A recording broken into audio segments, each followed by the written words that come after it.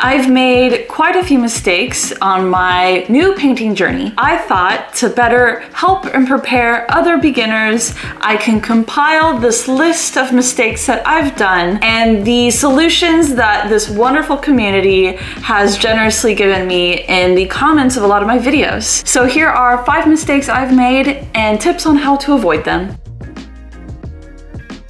Starting with number 1, your dry brushing looks chalky. You're excited about dry brushing, you get yourself a makeup brush or an old brush, and you start dry brushing and you wonder, why does this look really grainy and chalky? The solution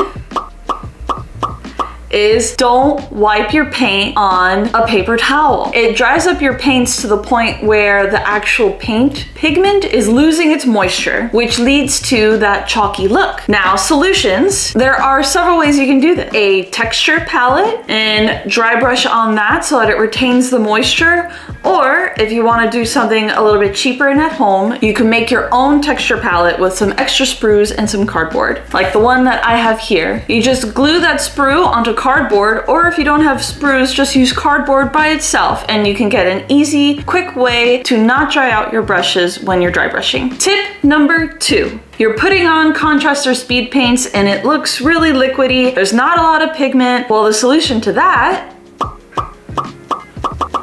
is don't use it with a wet palette unless you specifically want your contrast and speed paints to be more diluted. Contrast and speed paints are specifically formulated to go on a certain way and water really dilutes it. Use the contrast medium that comes with your box set. Use your standard palette, the ones with the little cups, for example, something like this that you can buy at any hobby store for just a few dollars. Tip number 3. You're using your contrast paints on brand new Space Marines or Tau, which have lots of really nice smooth surfaces, and you're wondering why everything is coming out blotchy or strange instead of evenly smooth on your model. The solution to that is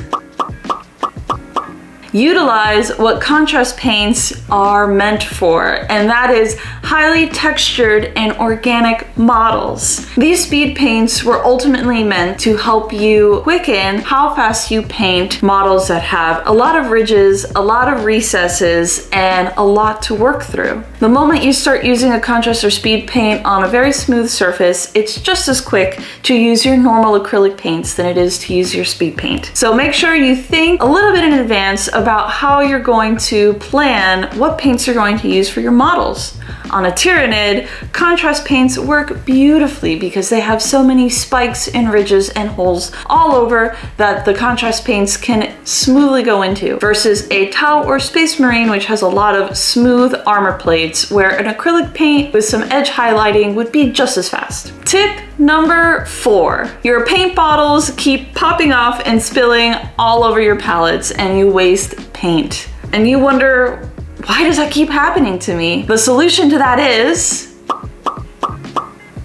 angle your paints when you pour them in if they have some sort of ball bearing or a mixing item inside of the paint bottle. The ball bearing can get stuck at the very tip of the nozzle, and then as you put pressure straight down, it forces the top off and spills everywhere. You don't want to learn this the hard way, trust me. Angle it about 45 degrees so you can get the drops out smoothly without blocking the front. And tip number 5, you forget to prime something, for example, a base or an item on your base, and you're wondering, how do I prime it without ruining this beautiful model that I just finished painting? The solution to that is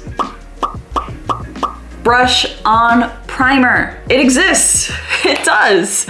And it's extremely useful to get to places that you can't necessarily airbrush or spray can. You put some of that on and then you can get started finishing up whatever it is that needed to be painted. A 6th tip, which isn't necessarily a painting tip, but a very important tip, is to, when you're feeling frustrated or upset about what you're painting and you don't think it looks very good, take a step back, maybe wait an hour or 2 and come back and see what it looks like. Because sometimes you're your worst critic, and when you take a step back to look at it a little bit more rationally instead of being so laser focused, you'll realize that it really doesn't look that bad. If you truly don't like it, even after a little break, you can just paint over it and try again. And those are the 5 plus 1 bonus tip for any beginner painters out there that are just starting their journey. Those are just some of the mistakes that I've recently made, and I hope that they can help you guys in the future avoid making ones that I've already done. So that way it'll be a little bit easier on you guys starting or restarting your journeys. I want to thank everyone in my comment section who has given me such wonderful advice and tips. This community is full of people that just love sharing and learning and teaching what they have to offer, and it's really, really great to see. Thanks again. If you liked it, give it a thumbs up, and until next time, I will see you on the next video. Bye.